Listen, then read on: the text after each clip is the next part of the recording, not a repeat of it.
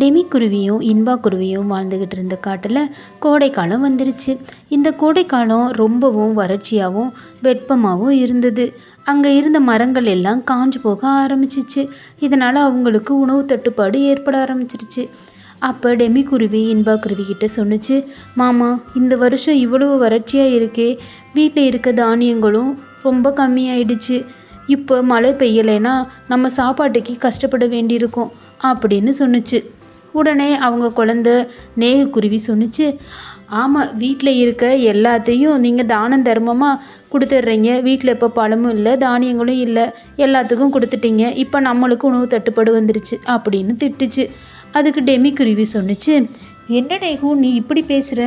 இவங்க கஷ்டப்படுறதை பார்த்துட்டு நம்ம எப்படி சும்மா இருக்க முடியும் அப்படின்னு சொன்னிச்சு.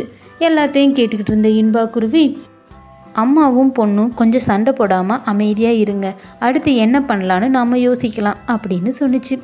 இதை கேட்டுட்டு டெமி குருவி சொன்னிச்சு, நம்ம பக்கத்து வீட்டு பென்னியும் நானும் சேர்ந்து காட்டை விட்டு வெளியில் போஞ்சி ஏதாவது உணவு கிடைக்குதான்னு பார்த்துட்டு வரோம் அப்படின்னு சொல்லி தன்னோட பக்கத்து வீட்டு பென்னி காக்கா கிட்ட போச்சு.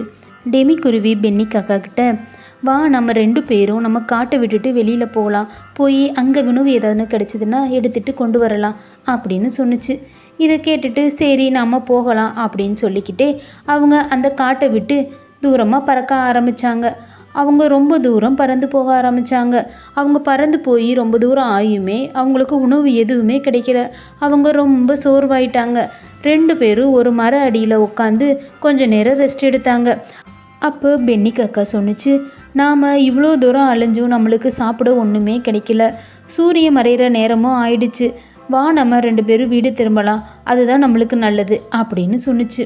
அது சொல்லிக்கிட்டு இருக்கும் பொழுதே ஒரு பட்டாம்பூச்சி அங்கே அடிபட்டு மயக்கமாக இருந்துச்சு. அதை பார்த்த டெமி குருவிக்கு, அச்சச்சோ, இது ரொம்ப கலப்பாக இருக்குது, இதுக்கு உதவி தேவைன்னு நினைக்கிறேன் அப்படின்னு சொன்னிச்சு. இதை கேட்ட பென்னி காக்கா சொன்னிச்சு, நம்ம நிலைமையே ரொம்ப மோசமாக இருக்குது, யாருக்கு உதவி தேவைப்பட்டால் நமக்கு என்ன, நம்மளே பெரிய ஆபத்தில் இருக்கிறோம், வா போகலாம் வீட்டுக்கு அப்படின்னு ரொம்ப கோபமாக சொன்னிச்சு. இல்லை இல்லை, எனக்கு வர்றதுக்கு மனசு இல்லை, இந்த பட்டாம்பூச்சியை காப்பாற்றிட்டு தான் நான் வருவேன் அப்படின்னு சொன்னிச்சு. நீ எந்த சொன்னாலும் கேட்கவே மாட்டேன், நீ என்ன வேணாலும் பண்ணு, நான் உன் கூட இருக்க போகிறதில்ல, நான் வீட்டுக்கு கிளம்புறேன் அப்படின்னு கோபமாக சொல்லிட்டு அது மறுபடியும் தன்னோட வீட்டுக்கு பறக்க ஆரம்பிச்சிச்சு. அது பறந்து தன்னோட வீட்டை நோக்கி செல்ல ஆரம்பிச்சிருச்சு. அப்போ அந்த டெமி குருவி அந்த பட்டாம்பூச்சி பக்கத்தில் போய் அதுக்கு சில உதவிங்களை செஞ்சு அதை உயிர் பிழைக்க வச்சிருச்சு. அது உயிர் பிழைச்சு கொஞ்ச நேரத்திலேயே அது ஒரு அழகான தேவதையாக மாறி அங்கே பக்கத்தில் காஞ்சிக்கிட்டு இருந்த மரத்தை நோக்கி போச்சு. அந்த மரத்தை நோக்கி போய் அந்த மரத்தில் அது அமைதியாக உட்காந்துச்சு. அது உட்காந்து அந்த கொஞ்ச நேரத்திலேயே ஒரு பெரிய அதிசயம் நடந்துச்சு. அந்த மரம் பயங்கரமாக மின்னுச்சு. மின்னி அது ஃபுல்லாக பச்சை பசேர்னு அந்த இடங்களை சுற்றிலும் பச்சையாகவும் மாறிடுச்சு. அந்த மரம் முழுவதும் மாமர பழங்களால் நிறைஞ்சு இருந்துச்சு. இதை பார்த்துட்டு இருந்த டெமி குருவிக்கு ஒரே ஆச்சரியம். பக்கத்தில் இருந்த பட்டாம்பூச்சியும் காணாமல் போச்சு.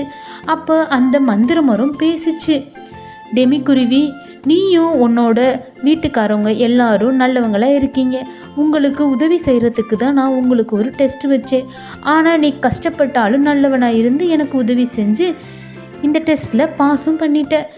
நீ போய் உன்னோட குடும்பத்தை அழைச்சிட்டு வந்து இந்த மரத்து மேலேயே நீ வீடு கட்டி சந்தோஷமாக இரு அப்படின்னு சொன்னிச்சு.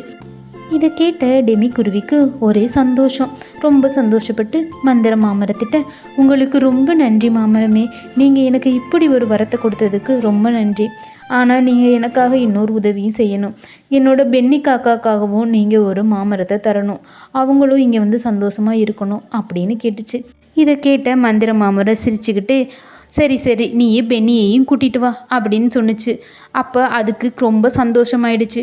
டெமி குருவி மறுபடியும் அந்த மாமரத்துக்கு நன்றி சொல்லிட்டு அங்கேருந்து தன்னோட வீட்டை நோக்கி போக ஆரம்பிச்சிருச்சு. அவங்க வீட்டுக்கு போயிட்டு தன்னோட கணவன்கிட்டையும் தன்னோட குழந்தைகிட்டையும் அப்புறம் அந்த பென்னி காக்காட்டையும் நடந்ததை எல்லாத்தையும் சொன்னிச்சு. வாங்க, நம்ம எல்லாம் அங்கே மறுபடியும் போகலாம் அப்படின்னு சொல்லி டெமி குருவி தன்னோட குடும்பத்தை அப்படியே முழுசாக அங்கே கூட்டிகிட்டு வந்துட்டாங்க. அந்த மந்திர மாமரத்து மேலே ஒரு அழகான கூட்டையும் கட்டி அவங்களோட பழைய வாழ்க்கையை மறுபடியும் தொடங்க ஆரம்பிச்சிட்டாங்க. அவங்க அங்கே இருந்த மாம்பழங்களை சாப்பிட்டு ரொம்ப சந்தோஷமாக இருந்தாங்க. அவங்க பழைய வீட்டில் இருந்தது போலயே பக்கத்து வீட்டில் அந்த பென்னி காக்காவையும் குடியமர்த்தி அவங்க அங்கே ரொம்ப சந்தோஷமாக வாழ்ந்தாங்க. அவங்க எல்லாரும் மந்திர மாமரத்துக்கு நன்றியுள்ளவங்களா இருந்தாங்க. இந்த கதையிலேருந்து நாம் என்ன தெரிஞ்சுக்கிறோம் அப்படின்னா, குழந்தைங்களா நாம் எப்போதும் அடுத்தவங்களுக்கு உதவி செய்யணும். அப்படி நம்ம உதவி செஞ்சோம்னா நம்ம கஷ்டப்படுறப்ப நமக்கு வேறொருத்தவங்க மூலியமாக அந்த உதவி கிடைக்கும் அப்படின்றது